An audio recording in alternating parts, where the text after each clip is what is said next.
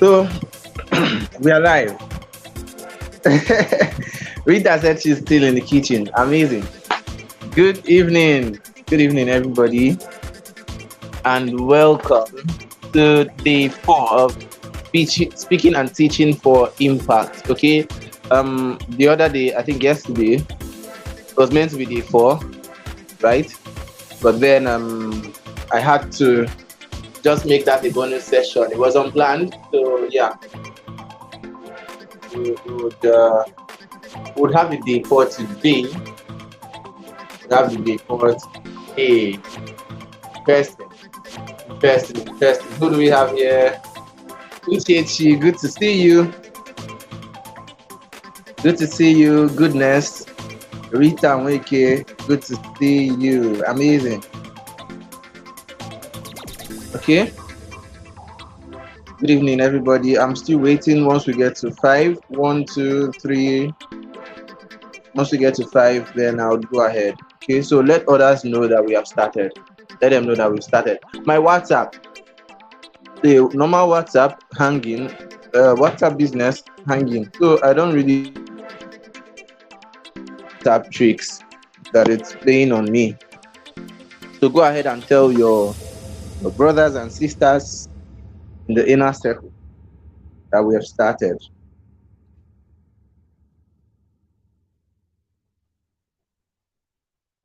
Okay. Go ahead and tell them that we have started.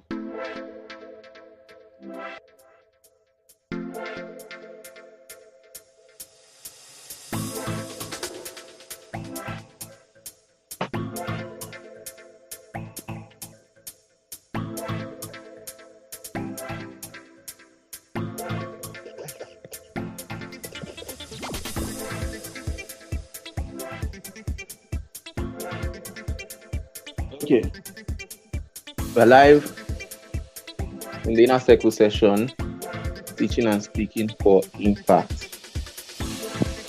So today we are going to be discussing how to overcome glossophobia. Glossophobia is the fear of public speaking. Okay, the fear of speaking in public. And quite a lot of people have this phobia. In fact, there's a statistic I saw that in America, most people would rather die than speak in public. I mean, the fear of death was rated lower than the fear of public speaking. So a lot of people would prefer to die than to come out and share their opinion in public. And why did I bring this up? Yeah, one of us got an invitation to speak. That should be Rita, right? Or Faith got an invitation, and then she was saying that she was afraid of, going to speak. So I decided to push out this session, right? Decided to do it. Yeah, that's what we are here for. So I'll be teaching you 4 techniques. There are many, but these are my 4 favorite techniques that you can use to overcome the fear of public speaking. Okay, my 4 favorite techniques you can use to overcome the fear of public speaking. Good evening, good evening, good evening, good evening. Yes. So I hope you can hear me. Can you hear me clearly? Clearly, clearly, clearly. Can you hear me clearly?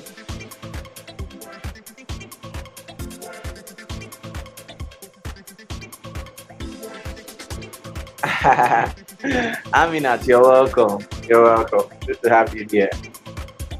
Good evening. Good evening. I think I see Miriam too. We can't see you. Okay. Okay, let me turn on my camera. At least I'm not shy. I'm not shy. Okay, you can see me. We're live, right? Good. I had a new haircut today, so I hope you like it. I hope you like it. Nigerian barbers and powder. I just came back anyway. They like powder very well. You now think you are fine. Once you wash it off, start seeing your real self. But it's well. You know I'm a fine boy. So good.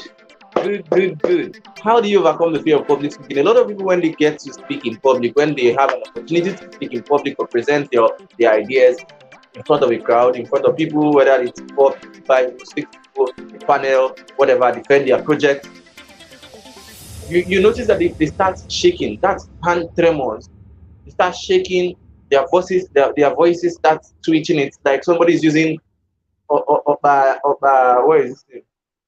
This this cord that is white cord. They used to tie their vocal cord. They start stammering. Thank you, Queen. Thank you very much. Thank you so much. Oh, let me lower the background music. Let me lower it. Don't mind this people. Still trying to figure out how all this.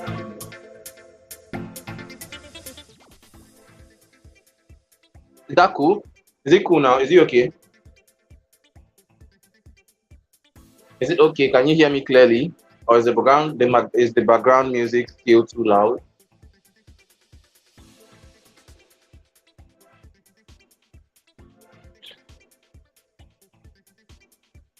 Good evening, Rita. Good evening, Rita.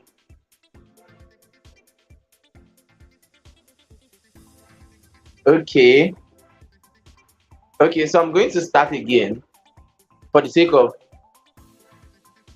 those who couldn't hear what I was saying because of the background music. I feel it's better now. Please let me know if it is.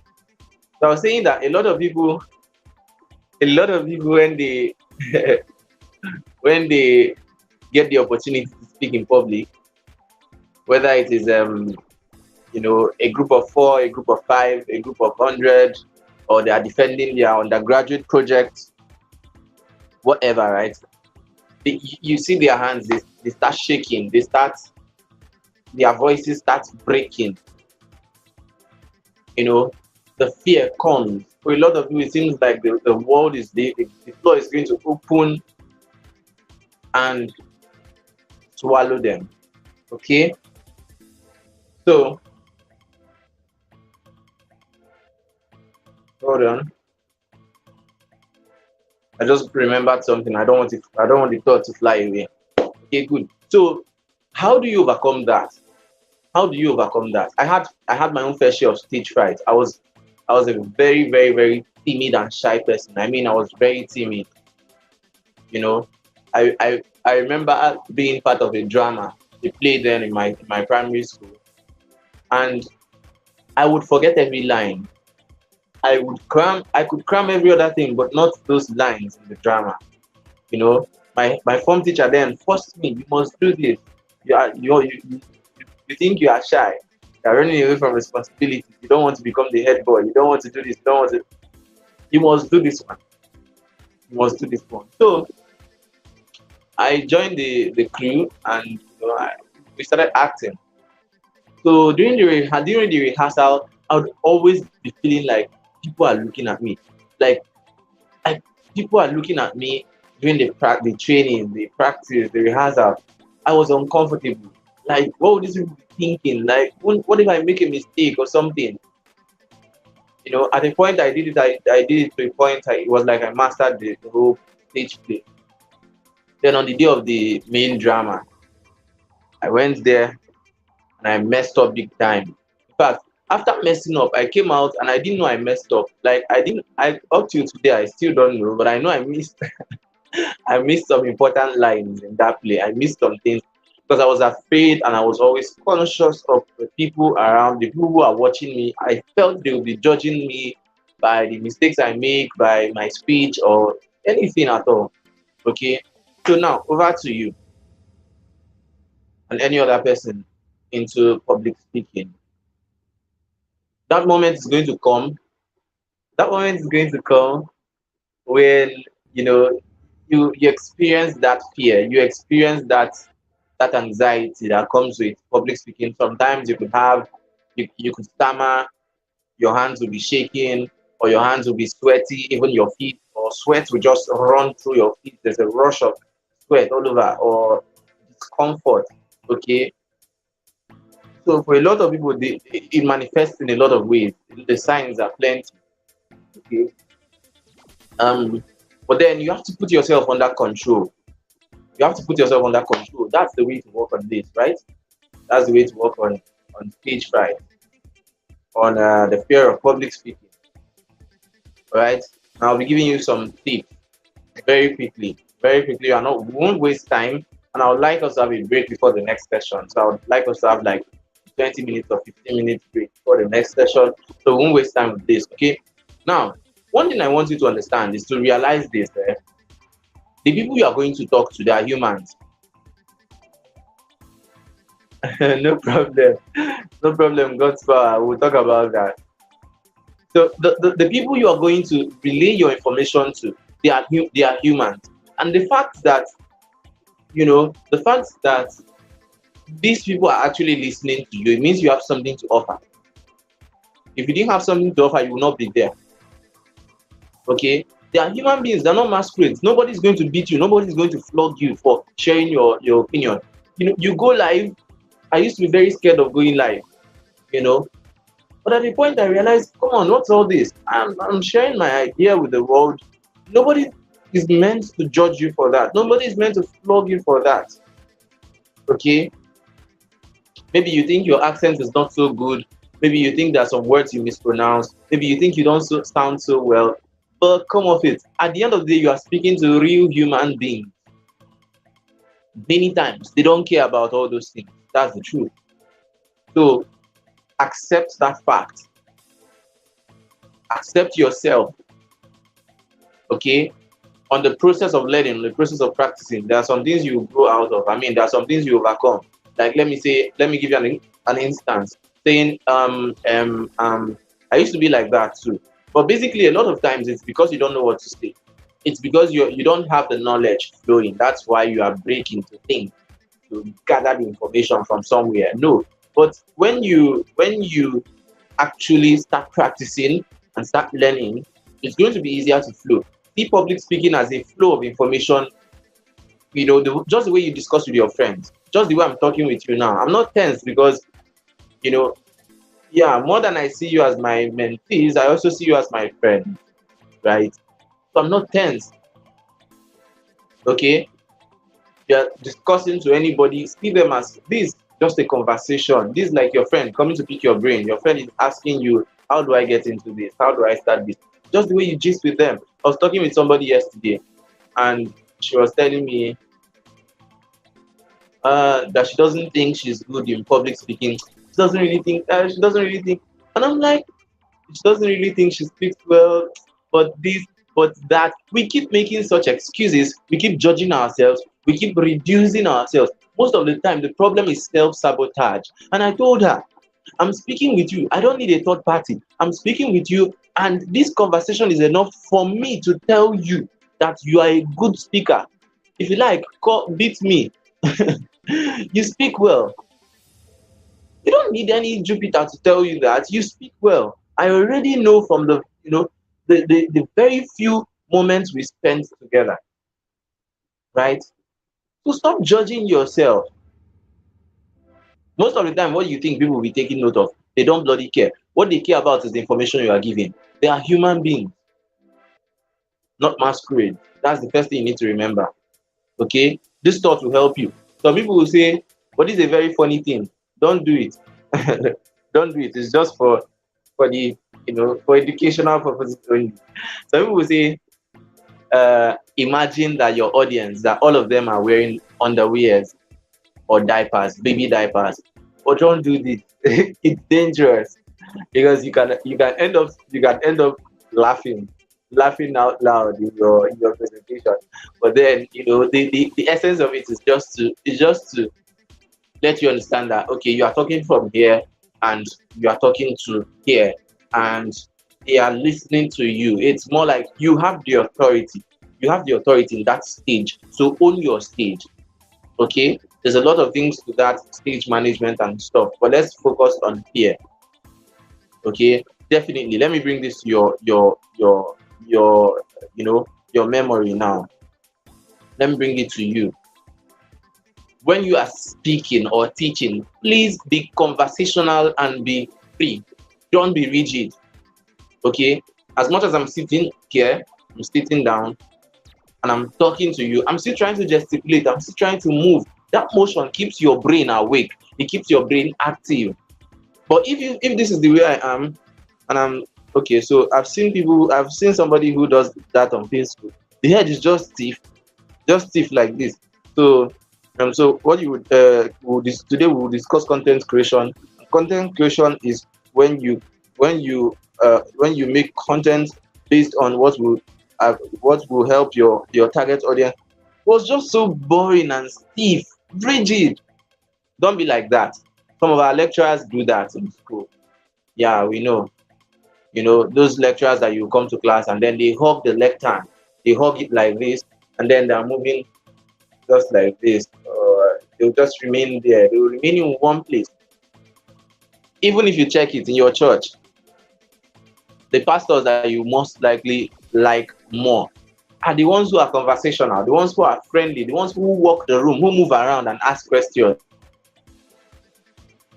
and try to make you engage. That's the truth. You may not always like the one who will stand in the pulpit, hug the pulpit, and then keep proclaiming things over your head. It doesn't always work like that. Okay, if you're going to be a real teacher, you need that ability to walk around. Okay, you need that ability to control, man your stage, use your stage. Don't be afraid. Okay, the land is yours. Use it. If you need illustrations, be free. Open your arms. Don't do this. Now, this is more like a continuation of where we stopped the other day. But then it's still going to help you with your what is it called? Your confidence level when you are speaking. Okay, it's going to help you a lot with your confidence level when you are speaking. Now, let me position this very well. Okay, good. Now, when you want to speak, do not just stay like this. Don't fold your arms. Don't fold your arms. When you fold your arms, if you are speaking, you are sending signals not just to your brain, but to the people you are speaking to. That hey, this guy is timid and he probably doesn't know anything. Okay, don't fold your arms. This is a very primitive position that's just saying, I don't know, I believe you can see me. Yeah, this is it. Okay, this is just telling people your body language is important. Body language psychology. I did a training some years back. That was during the lockdown. I was introduced to body language psychology, and whenever you hold close body postures, you are telling people that you are afraid of them, you are shy, you are afraid of being harmed, and that is the signal they will be receiving. But when you are more open, when you gesticulate, when you open up your arms, open up your palms, it gives that peace and freedom kind of vibe to you, to your brain, and then to the audience you are speaking to.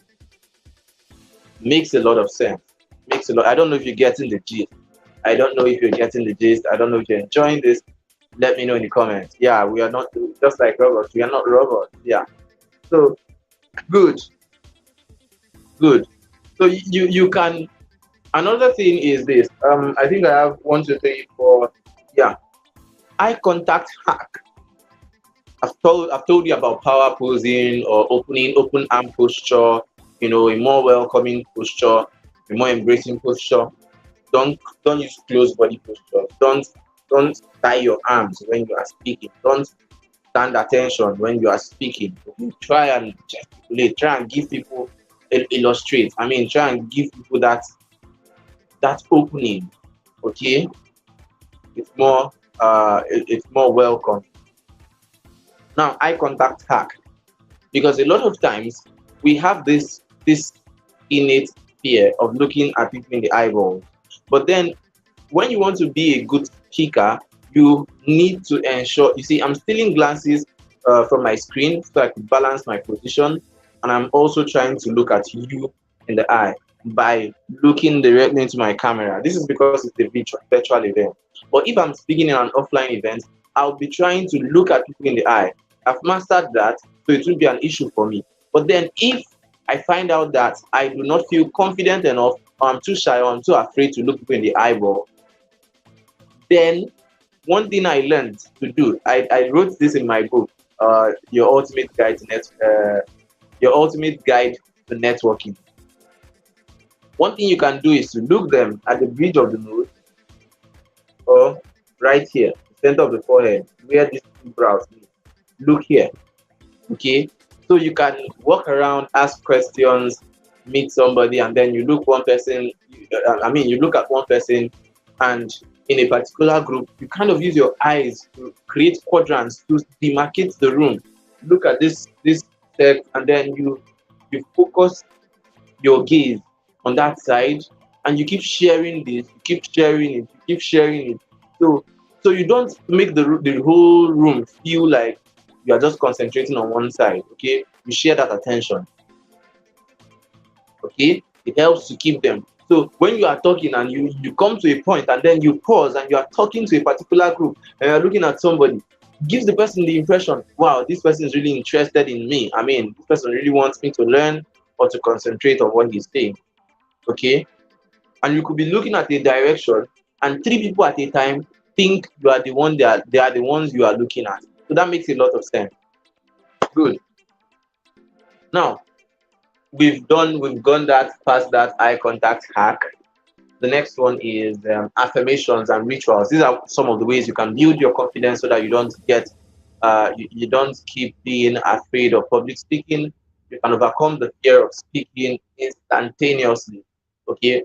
Now, affirmations and rituals. First of all, you have to understand that there's a lot in you already. Okay.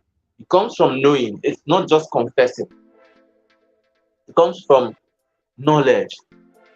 What do you have upstairs? What did you prepare for? That's why preparation is important. I didn't mention it in the other one. I gave a lot of tips that will help you become a better speaker. But learning is important. Preparation is adequate preparation. Preparing for yourself, preparing for your presentation, understanding the venue. Okay, because in fact, there's a lot of things I will still teach you about public speaking with time. Okay, one of them is understanding the venue. Permit me to digress. Understanding the event. I mean, the event type. Who is your audience? Okay, where will that meeting be holding? Will there be a projector? Will there be a generator? Will there be lights there? Do I need to, use my slides or something? If there is, then the other thing is contingency planning. What if the plan doesn't work out?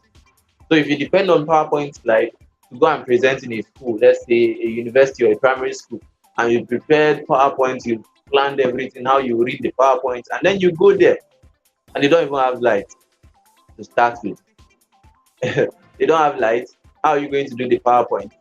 It doesn't make sense. Okay, you have to plan. It's called contingency planning. For what if something goes wrong? What if the generator goes off? What if something happens? Okay, you need to plan that. Okay. Yeah, and I was getting at something. The second thing I wanted to mention Affirmations and rituals. Yes, affirmations and rituals. Very important. Okay. Like I said, the first thing is the knowledge, knowing that you have something in you, knowing that you have something to offer. Then the next is your words, the words of affirmation.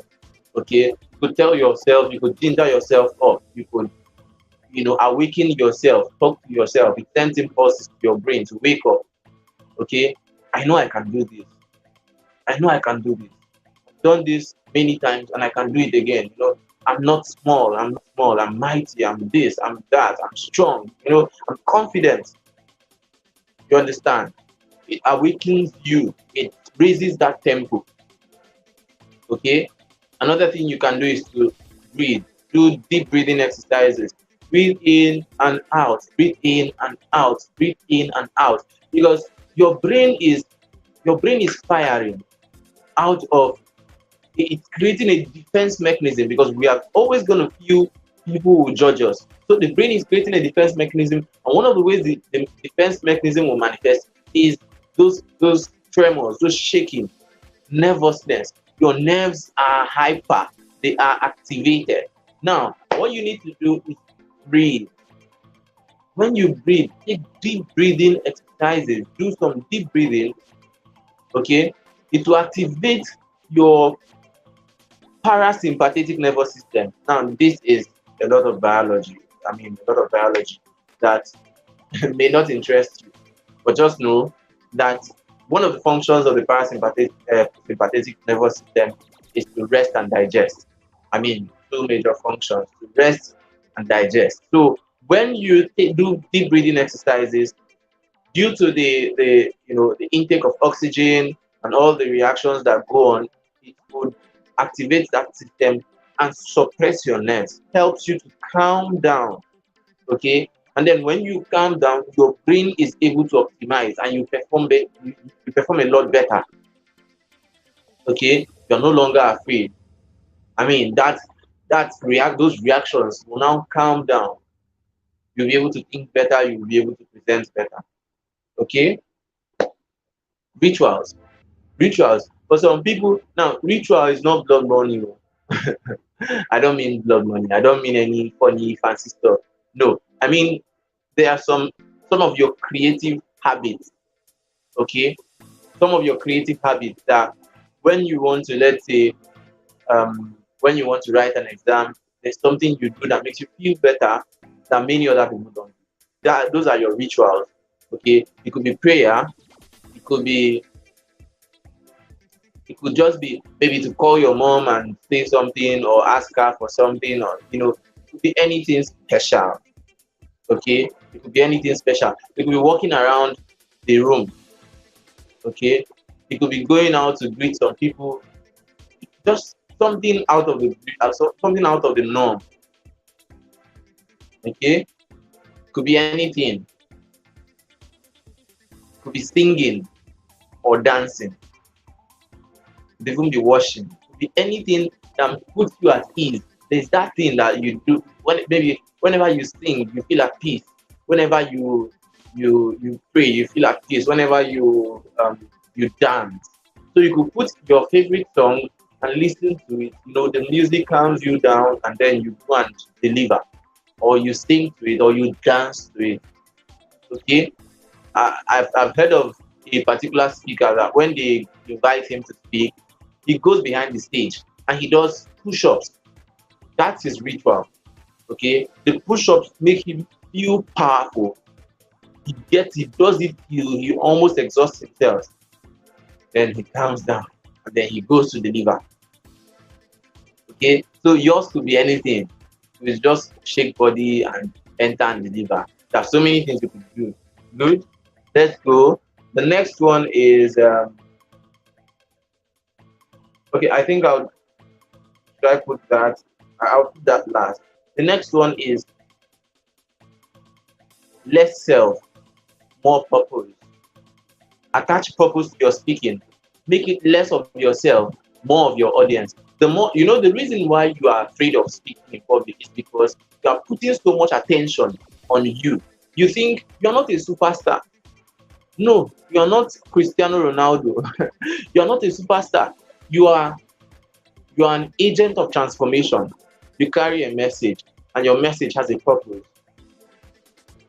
So it's not about you or how well you can speak or articulate. It's not about you being able to talk like the British or talk like the Americans or talk like anybody. Okay, even without your Yoruba accent, even with your Igbo accent, eh, you can still go and deliver excellently. I don't want to put so much emphasis on those things because to a huge extent they don't matter. It's good to learn dialectology, phonetics, and all those things. You know how to pronounce words correctly. I did a lot of learning subconsciously. I didn't attend any class for that. I learned from listening to people speak. I interacted with a lot of my friends in the Western world, and I got to start somehow talking like them, right? But then it doesn't really matter because Jack Ma, I don't know if you know Jack Ma, the founder of Alibaba, and Elon Musk. Go and listen to them speak. Go and listen. Elon Musk will come to Twitter and comment something that doesn't make sense. You know, just hey there, hello there, and people will start clamoring, people will start liking and commenting and praising and all that. Okay, so that's it. But then nobody really cares because he has the value. He has built the value. So nobody really cares whether he can speak well or not. Okay. Um, Jack Ma doesn't speak so well. Jack Ma, if you give me an English test and a standard English test to write with Jack Ma, I'll pass him very well. I'll pass him very, very, very well. He won't see my back. But nobody cares. I don't have the kind of money he has. Okay. He's one of the richest people in the whole world. So nobody cares about his grammar. What I'm trying to say is this: it's not about your accent. Those things can be worked upon, but you shouldn't put so much emphasis on them. It's not about you. You can deliver powerful messages. It's about your audience. Understand that fact. That singular fact can change your public speaking game for good. You are speaking for your audience, not for yourself. You are not speaking to get accolades. You are speaking to change somebody. You are speaking to transform somebody's mind. Some people will say you cannot change people as a coach or as anything. Your role is not to change. I don't believe that. My role is to actually change people. My role is to act and become better, better individuals. So I don't believe you can change people. You can. So that is what you should focus on. Sharing your message to your audience. It's about your audience, not about you. That will help you release the pressure, release the tension, the performance pressure. I need to sound like this, I need to sound like that, I need to do like that. No, it's about the audience that you serve. Connect with that purpose. Okay? And you'll see you'll flow better. Good. The next thing is good, Chidima, good. The next thing is I call it exposure therapy. Okay, I learned this from when I did, was it my life story life coaching program or CBT cognitive behavioral technique coaching program. I learned about exposure therapy. Before then, I was already practicing it and I was teaching it already before I saw that it was one formal practice. And what is exposure therapy? I call it threshold expansion technique. I developed it. I thought I was the only one in this world that knew that name. I mean, that got it in that angle. But then, lo and behold, I took the course and it was just that what I was practicing or what I was teaching was called exposure therapy. What does it mean? That thing that you want to do, okay? If you want to teach 1,000 people tomorrow, start with 10. Start with 10. I'm not saying 10 is a standard number. You can start with 100. But whatever amount you are comfortable with, that shakes you a bit, you are speaking in a group of 10 and you are feeling a little bit shy, keep doing it at that level. The more you do it, the more you get used to it. The moment you feel like, okay, I can do more, welcome more. The moment you feel like you can do more, more people, speak in front of more people. Go to your class, make announcements in your class, talk to more people. your threshold will keep increasing. Your threshold of fear or your threshold of anxiety when it comes to speaking will keep increasing. So when you have reached this threshold, now the way it is that this is the threshold, right? This is the threshold. Now, when you are in a presence of strangers or you want to speak to people or you are speaking in public, it's more like once you come in, your um your anxiety level or your fear level will just quickly boost, and it can get to this if it gets to this point, you are going to feel like you are fainting. That's when those signs start manifesting very much. But then what happens is that by the time you hover around here, you do this and then you hover around here, you know, it troubles you, you keep doing it, your that place will keep expanding. It will keep expanding. You see, this place is now longer. But next time before it will get here, it will take more time to get to that threshold, to hit that threshold. Okay, it will take a lot of time and it may take more factors. Okay, maybe you would have to be in the presence of a larger crowd or an older audience or a more knowledgeable audience. Okay, maybe you are fond of speaking to primary school students. The day they will bring you to come and speak to university students, you may shake a little bit. Okay, but if you do not experience that, and then they bring you all of a sudden, they bring you at your small age to come and give let me not say small age, you are no longer a child, but let's say they bring you to come and speak to a congregation of professors, and you didn't know. They just say we need a young person here to come out and just give us a sample presentation or opening remark or opening speech or just say anything. Okay, and then they point at you and you come out, and then the congregation of professors. I know this one I'm saying it, some of you are already feeling very, very anxious. Some of you are already afraid and shaking. I'm just saying it. Okay, so you have to keep doing it in smaller levels, and you keep ascending, you keep growing, you keep breaking that threshold. I used to be very fond of answering questions in class. Once any teacher asks question, my hand is up. Once they ask question, my hand is up. I want to answer. Sometimes I may not have full knowledge of what I want to say. I may not have the full idea, but then I kept on doing that. Sometimes I would take the microphone to answer the question and words will not come out. It's just like I'll be heavy in myself and I won't be able to talk. I'm afraid. What if I fail this? What if this happens? What if you've got to come to the point where you stop asking those what if questions. Now pick the mic. And the next thing you hear from me is unconsciously, let me say subconsciously. Next thing you hear from me, I'll breathe out. It will be as if I'm going to burst. I'll breathe out, and then the mic will pick the sound, and you hear. Then once I do that, I'll start talking. My heart will be beating. It will be as if it wants to jump out from my chest. I did that over and over and over and over and over and over again until you came to the point I could just answer anytime. I could just, I didn't feel a thing anymore. It got to a stage in my practicing. Practice. In fact, that's the last point. But I'll put them together now because you mentioned it. It got to a stage in my speaking career, my teaching career, that I knew that I could deliver anywhere.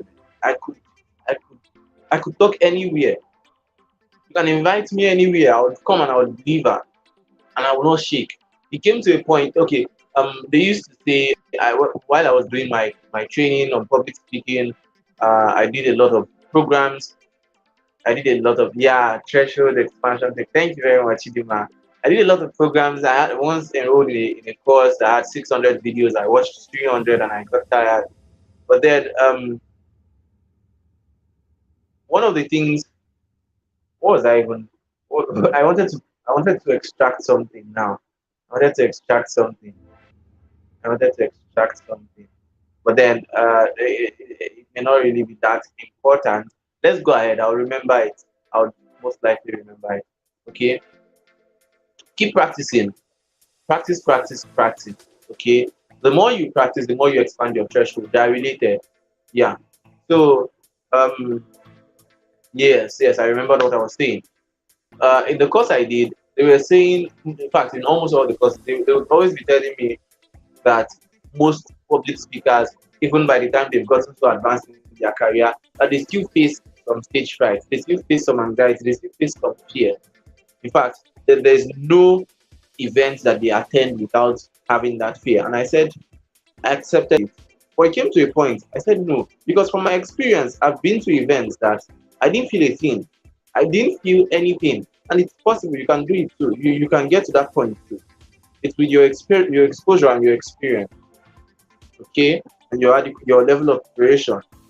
I've gone for events to speak, and then I didn't feel anything. I didn't feel afraid or shy or anything. No, I didn't feel that because I had expanded my threshold way beyond that. Okay, I had expanded it way beyond that. Good. Now the next thing is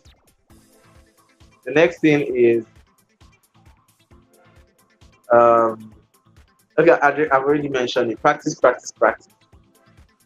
There's no two ways about it. If you want to learn anything in this life, if you want to be good in anything in this life, practice it. You can't dodge practice now. You can't dodge practice. Record yourself. I said it the other time. I don't know how many of you have done that. Record yourself for 2 minutes, thinking about something, you know, or talking about yourself. Record yourself for 2 minutes. Go back, watch it again. Go back, watch it again. Go back, watch it again. See what you are doing, probably doing wrong. Maybe you are using too many word fillers, tags and takes. And so uh, uh, that's to say, actually is one of the worst. I think I mentioned it earlier. Some people will not say they can't make a full sentence without actually. So I can actually say that actually you can never actually get what you actually want without actually. Doesn't make sense. Okay. Some people is as in, as in. So when it's as in, that one is gradually fading away. There was a time we had a pandemic, a pandemic of as in. Okay, almost everybody is in. This is as in, this is as in. Understand the context of those things, okay, and try to avoid them. As in means example. I know I don't think any of you will be struggling with that, but let me elaborate on it a little bit. As in means example. So you can say, um, okay, how do I bring this together now? Okay, let's say the way people do take corner kicks, as in football. Okay, the way people do free kicks, the way people take free kicks, as it is done in football. Okay, as this thing is done in this, as is found in this. Okay, as is obtainable in this. Simple. Okay, now you keep doing those things, you keep practicing, and you keep correcting yourself. If you notice that there's any word filler you use, any favorite word filler or any favorite bad habit, like this. Some people, they'll be talking, nothing is on your nose, or nothing is on your nose, but nothing, nothing. They will keep pulling their nose. That's one of the signs that you are trying to block, you are trying to protect your space, you are shy. Okay, and you don't know when you do those things. So you watch them, observe, you can take notes, you can write down how many times did you touch your nose in the video, how many times did you touch your nose, and you keep doing it and you keep improving. Okay, for some people is this. So I want you to, this is one of the, I also had this at some point, I also suffered this. So I want you to this, and you are busy playing around with your hand. It's just showing that you are nervous, or you are pulling on your beard. Some of the signs you're nervous. So you watch all those things, watch out for all those things while you practice. And the more you do it, the more you get better. Practice doesn't necessarily make you perfect. Practice just makes you better. Okay? Because perfection is a myth, it does not exist. Practice makes you better. Each day, each time you practice, it makes you a lot better. Okay? So practice, practice, practice.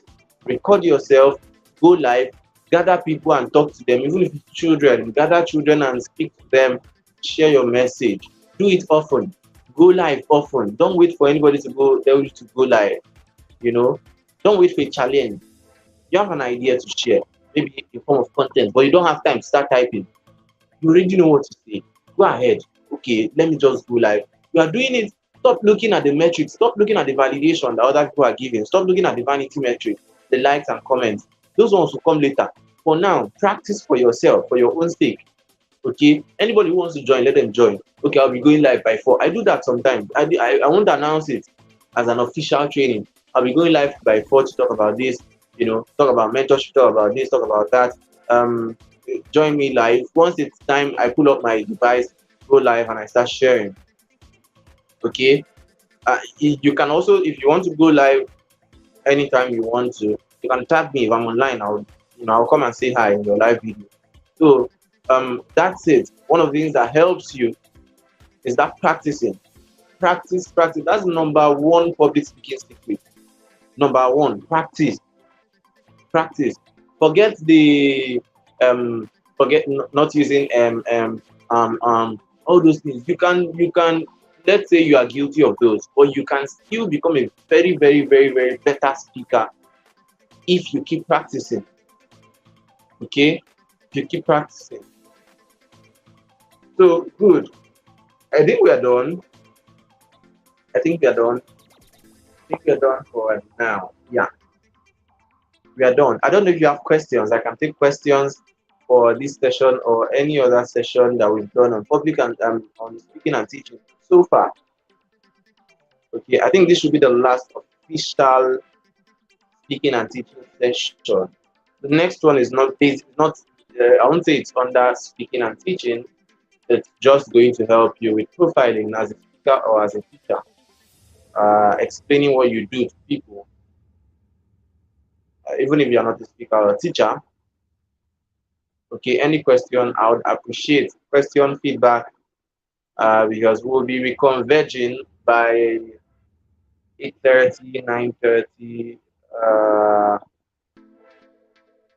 What's wrong with this people?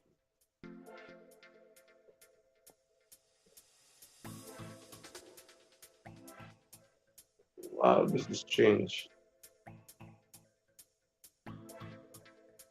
Okay, they just took the light, so I didn't even know my voice was this loud. So ask questions. I would appreciate your questions.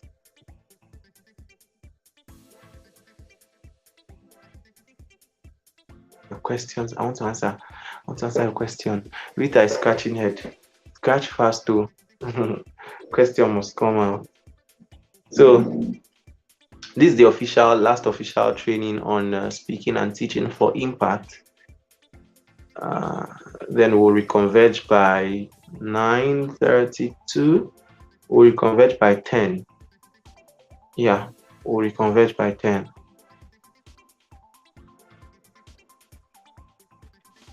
Ask your questions. Okay. So it's okay. I just hope you got value from this. I'd like to see your comments. I'm not seeing anything. Or is it that I'm way ahead of you guys and you are still behind because you joined late?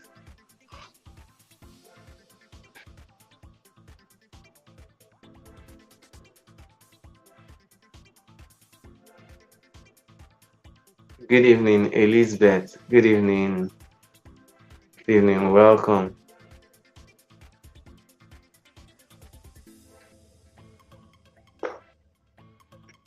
Okay. So I'll be waiting. I'll be waiting for your feedback and then your questions.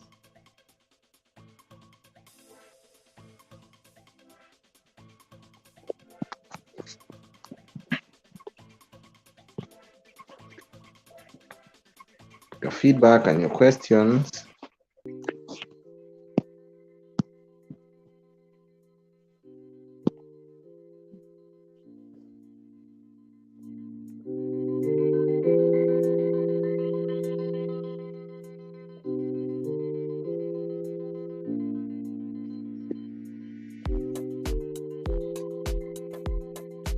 Your feedback, your questions. Anybody who wants to come on stage, you can as well.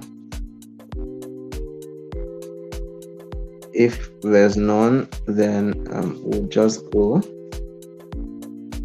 We'll just end it here.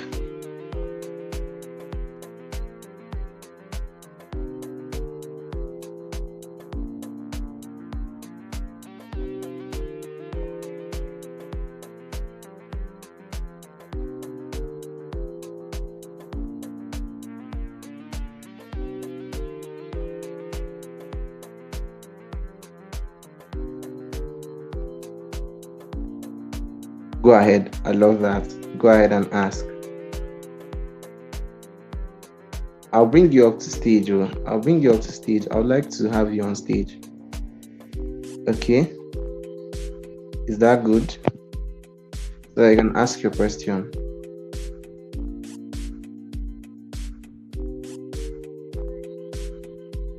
Is that okay?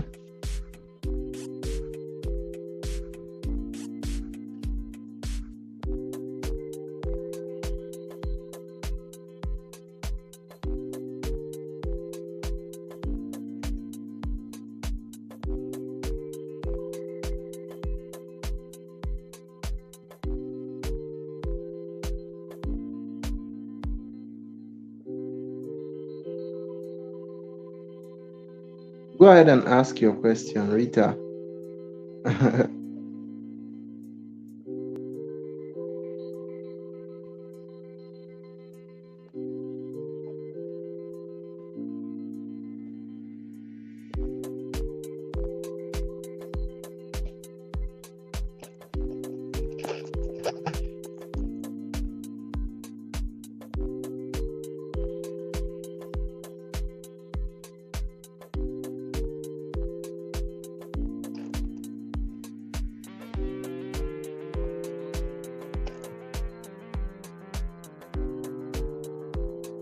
Okay, good.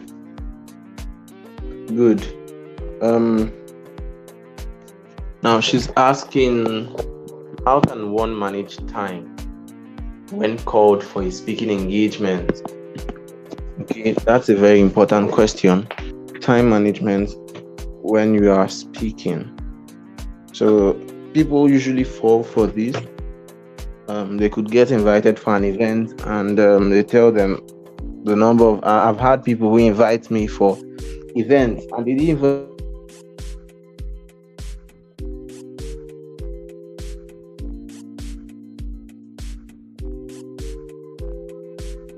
somebody just called me. I've had people who invited me to events and they told me to come. They didn't tell me how long. I've had an event I was invited for. I traveled from my hometown to the location, and by the time I got there, I was to speak after somebody. I had two speakers before me and I was to speak, and I realized that I just had 15 minutes. I had already planned. It was a student group, a group of students, and I finished planning with all the anger in my heart about the failure of the education system and all that. I was already planning to go and give them hot. I thought it was going to be a 2 hours deep session. So I will expose everything and tear down their whatever mediocrity. Then he said 15 minutes. When he said 15 minutes, I was weak. So you called me all this way, all this stress for 15 minutes. How? Okay. So what did I do? I believe you can still hear me. I still had to remember what I told you about itemizing. I still had to quickly itemize what I'm going to talk about in my head. and I replanned what I intended to talk about. Yes, I overshot. In fact, the reason I overshot is that they were the ones begging me to speak more. Yeah, but then when you go to speak, put out what you want to write. If possible, practice it. I don't do that because to an extent I've mastered that timing. It's like there's a biological clock inside me that helps me time. Or if you are starting out, you can practice. You can go ahead and practice with a friend and know when you are going to be done with that topic. Okay. So, but then if they give you a specific time, just use your brain to break down that thing and share the time. Let's say you want to talk about 4 different headlines under that topic and you have 1 hour. That means you are not expected to spend 1 hour is 60 minutes. That should be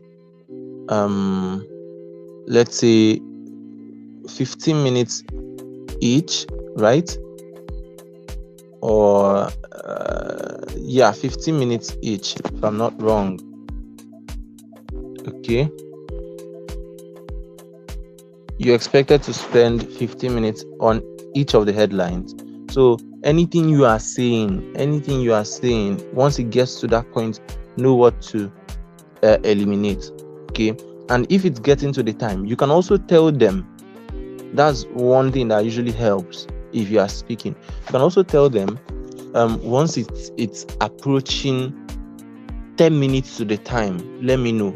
Okay, or 15 minutes to the end, let me know, because you still want to have enough time to round off whatever you are saying. You want to have enough time to round off. So when they tell you you have 15 minutes more, you realize, some people will take time telling stories, one story to another. It's still introduction. They've not said the main stuff. Okay, the next thing you now hear is you have 5 minutes to go. So you need to be very specific with your discussion, know the number of stories you want to tell, and let them regulate you. Okay, they tell you have a few minutes left, or 10 minutes, or 20 or 15 minutes left, then you can regulate. You can know, okay, these are the least important things in this particular subtopic, so I'll leave them for now. Okay, I'll leave out these ones for now. Then you go to the next one. If you now keep picking, you scan and pick the most important ones and discuss them. Maybe you have 5 points you've listed in your notes. You know what kills time? Most times, what kills people's time is that they try to script their speaking and they write everything out. So because you've written everything, you've taken out time to prepare and write everything out. You want to come and pour everything like a lecturer. Okay, but speaking is not lecturing per se. You have to be able to pick out those key points. That's why I told you it's important to itemize. So if you can, when you have all those things written out, it's not bad. So when you know that there's not enough time left, you can now pick, maybe out of the 8 you listed, you tell them, okay, I'll list this 8 quickly, and then I'll explain 2. Okay, if you want to know about the rest, I have a post that I made certain time. You can contact me or something. Just get them, the 2 of the most important. You can scan, do a quick scan and say, okay, this is the audience I'm speaking to, so these 3 will be most relevant to them. You pick those 3 and then you mention it. Okay, so that's one of the ways you can manage time. You should have somebody regulating you. Okay, so okay, good. How do one make good use of their notebook while speaking to avoid being distracting to the audience? You are not a note reader. Like I said, if you are going to be a good speaker, learn how to use key points, PowerPoint. Okay, PowerPoint. I don't necessarily mean you should use slides all the time, but learn how to, even if it is a piece of paper or flashcards, learn how to bullet point whatever you are going to say. Okay, grab the bullet points, write down the bullet points. So when you are presenting, you can still glances on that small piece of paper. Okay, number 1, this, and you move out from it and you start explaining to them. Do the work before coming there. Do the work of learning and absorbing the information before coming to meet your audience, because you don't want to look like a lecturer. That's the last thing you want to look like. To stand in front of this thing, hold the paper and be reading from it, it's going to bore them. They've seen that over and over and over again. They don't want it. Okay? They don't want. You need to be more interesting. You need to be a bit freer. Okay? So get the key points of what you are using. Then when you mention it, you move away. Even you can distribute those key points to the room. You can share the key points, the keynote, okay, to people in the room. If there's a what's it called, a manual or something that they can be looking at. So you can be, if you start reading the manual word for word or reading the notes word for word and they already have it, you would remove the attention from you and put it in that book, whatever it is. Okay, but you should be able to demonstrate authority. By proving to the audience that you know what you are there for. Okay, that you know what you are there for. So I just started seeing the comments now. Don't mind this tool. Okay, so how does one make good use of their notes? I believe I've answered that already. Use your notes, but don't depend on them. Don't marry your notes. You should be able to move around. You should be able to walk the room. Okay, is genuflecting a crime? What do you mean by genuflecting? Because what I know as genuflecting is how ladies greet. They'll bend their knees and greet. What do you mean by genuflecting, Rita? So let me put up the only Ritas are asking questions. Okay. So this is the first question. This is the second one, and this is the third one. Okay. So is genuflecting a crime? So I need to know what you mean by genuflecting. Do you mean what's it called again? I think you mean illustrations. Okay. I think you mean giving illustration. I don't know what you mean by that. Okay, using hands to demonstrate. It's not bad. It's not bad. That's what you should actually be doing. Okay, you should be able to, what's it called again?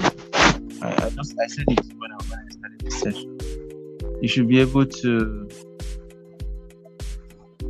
there's something it's called, but you should be able to use your hand motion to signal to the people you are speaking to. Okay, it helps them engage. It helps them learn. It's not a bad thing. Can somebody remind me what it is called? You can put it in the comments. I'll see that, because I mentioned it today. I mentioned that today.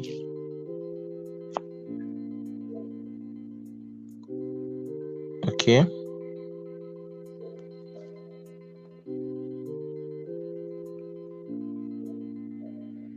Okay, so you should be able to use your hand to gestures. Okay, hand gesturing.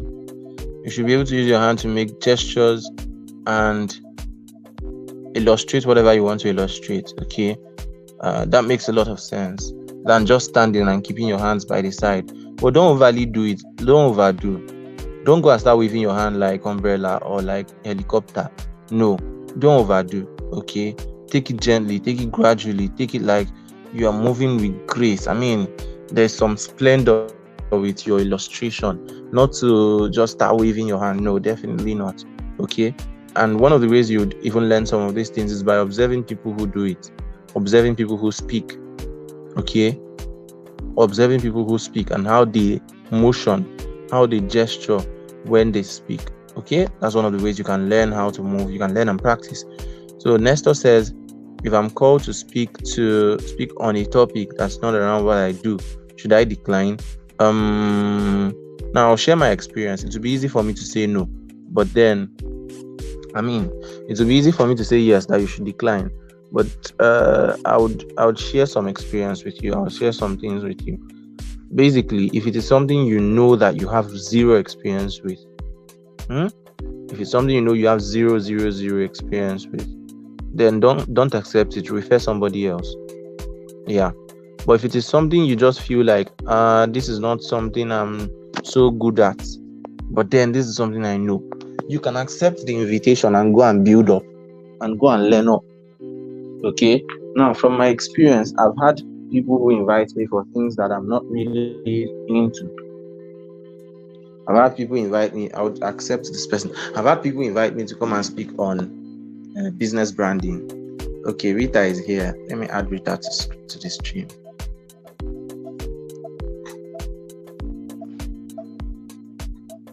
Okay, Rita should join us in the stream. So I've had somebody invite me to come and do a session on business branding. And I was like, I'm not into business branding. I don't teach business branding. Said, don't worry, just the speaker we invited disappointed us. So just help us, just come. And you're really good with personal branding. Basically the same thing is, they should be basically the same principles. Just come and use that your personal branding vibes and give it to them. I say, sure. See me see problem. So I picked it up. And the notice was short. It was given to me in about 3 days. And I was like, how am I going to pick up the knowledge I will share here in just 3 days? And I said, okay, no problems. The second day, I think the third day, I think it should be the last day before the event, I went to Google and I started searching, what is business branding? How to do business branding. Yeah. What do I need to know? The phases and all that. So I got a lot of articles. I put them together. I learned. I went through it, and I saw that really there's a lot of similarities. There was a lot of similarities. So that even helped me. That experience helped me when I started creating my personal branding course, because I was able to differentiate between business brand and personal brand. I was able to differentiate between business branding and personal branding just because I accepted that invitation. Okay. In fact, I had another session where I taught people. Okay, was it another one or that? I think it was that one. Yeah, it was just that one. But if I want to teach business branding now, I know what to say.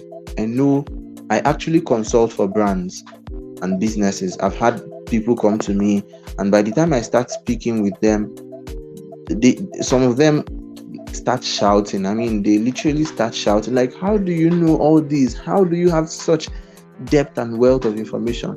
But that's it. I learn a lot. So I use that opportunity to learn as well. Okay, I use the opportunity to learn. So sometimes when people invite you, it could be that they feel from what they see in you, they feel you'll be able to deliver. But then if it is something you are not, like, personally, I won't accept an invitation to speak on relationship, romantic relationships and marriage. As much as I know a lot of things about it, okay, but I don't have any first-hand experience. I mean, you can imagine me being single as at the point of recording this video, going to teach married people on relationship and marriage and submission or something like that. It doesn't make sense. Doesn't make any sense. Okay, so you have to know your boundaries. Yeah, you have to know your boundaries. If it's something you are not really so good at or comfortable to talk about, you can easily refer somebody else. Okay, you can refer somebody else. It even makes them believe that you are, you are more keen on expertise and excellence than just taking up anything, because it doesn't make sense when you finally come there and you don't deliver. Okay, I knew there are times in my life when I couldn't teach on sales. Yeah, I wanted to teach on sales, but I couldn't, because I felt like I didn't know a lot about this. I mean, I didn't know much about it, so there was no point trying to go teach people what I didn't know. Okay, so then I would gladly recommend people that I knew. I would gladly partner or collaborate with people that I knew who were good with that. Until I started reading a lot of books on sales, I started learning a lot of sales, and I started trying out what I was learning, and they were working for me. That was when I had the authority to go and speak on that. And then another thing you can do, this is wisdom. If people invite you for something you are not skilled at, something that is not your field, but they feel it is, tweak it. Tell them, okay, I don't, this is not my, my line. How about we do it like this? Change the theme. They are the ones inviting you. In fact, actually, the way it should be is that when people invite you for such events, they should pay you. Yes, they should pay you. The reason why I'm not charging yet is because I'm still building a brand. And my goal right now, more than profit, is people. I believe one thing, build the people, and the people will build the structures.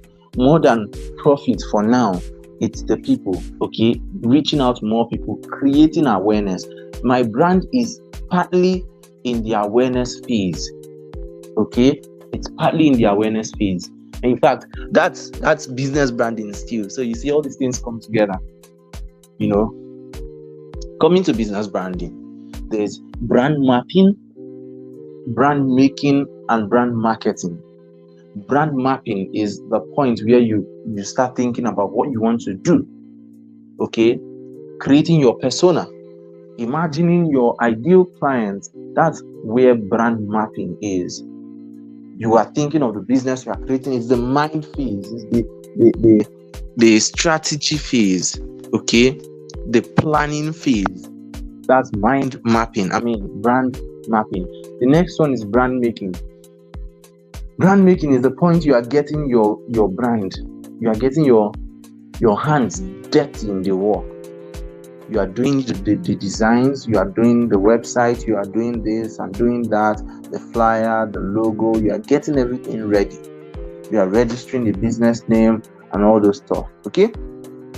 Then brand marketing is when everything is ready, your contents are ready, your contents that you've been packing up, the sources for the contents that you've been developing and packing up in the brand making phase.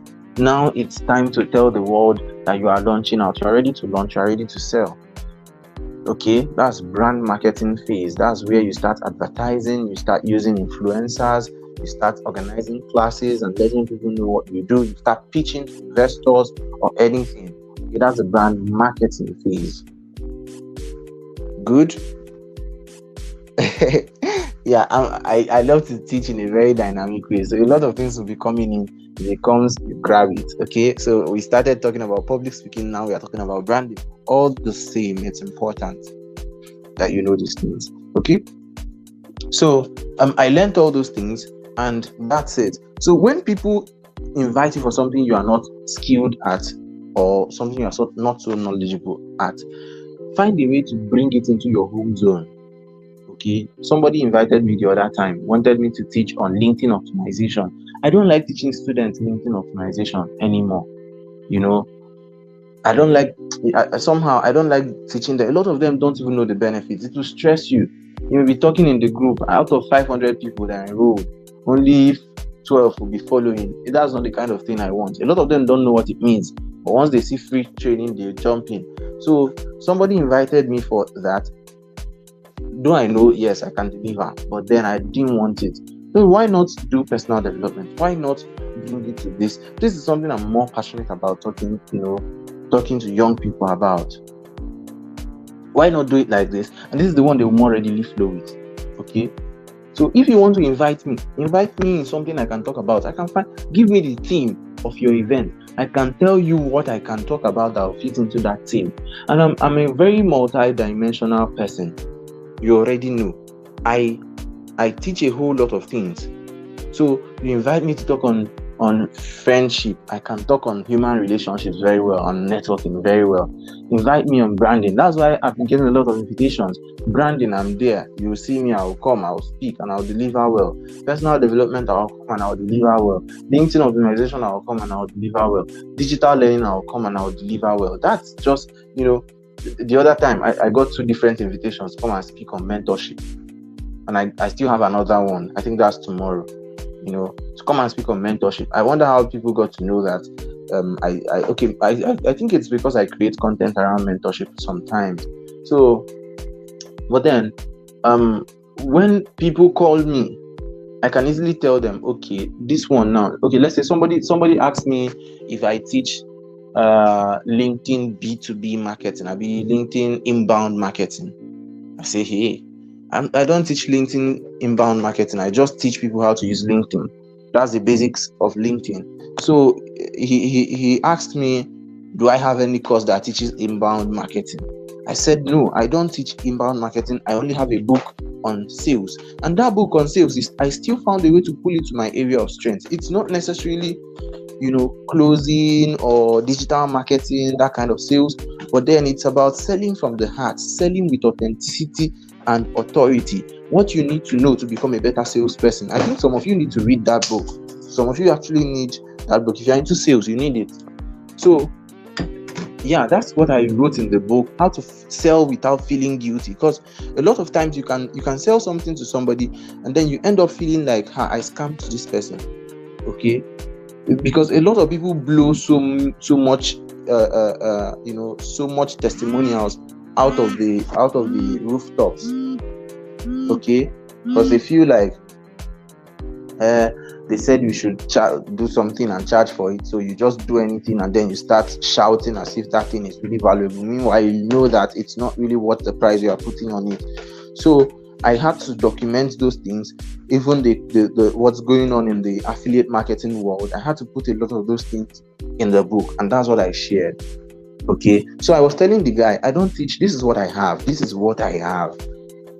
I can recommend people who will teach you, and I tagged somebody, go and meet this person and learn from him. That's maturity. Okay, that's maturity. I tagged a friend of mine who is very, very good with that, with marketing on LinkedIn. And I told him to go and learn from the person. Okay, so that's it. When they call you and say, oh, Nestor, we want you to teach on digital marketing, and you know that digital marketing is not it's not something you like talking about, or it's not your field, you can say, oh, I have my brother Ikenna Favor is into digital marketing, he can teach. You gladly refer him, or you tell them that this is not what you do. I'm into branding. Okay, so you can how to sell with your brand or something like that. It still relates to their thing, but that's no longer the topic. They have the mandate to change it for you. It's their obligation to change it to what suits you as the speaker. If they can't change it for you to suit you, then they should find another person. You are not the one for them. Okay, so I don't want you to go and start accepting invitation on how to get married in 2022 when you are still single. Okay, so that's it. That's it. Is there any other question? Is there any other question? Is there any other question I would like to answer? Okay, so I think we'll end it for now. And we'll be back here. We'll be back here 10:30. Okay, 10:30. So that we'll round off for this. Okay, we'll be back here 10:30. That's going to be the last session. We're having our last video session tomorrow. Today. Tomorrow. What do we have for tomorrow? I'll check that. But I don't want us to exceed tomorrow, okay? So that by Monday you'll be going into the Adulam phase. So yeah, that's it, guys. Thank you very much. So we'll converge by 10:30 p.m. Okay. See you when I see you.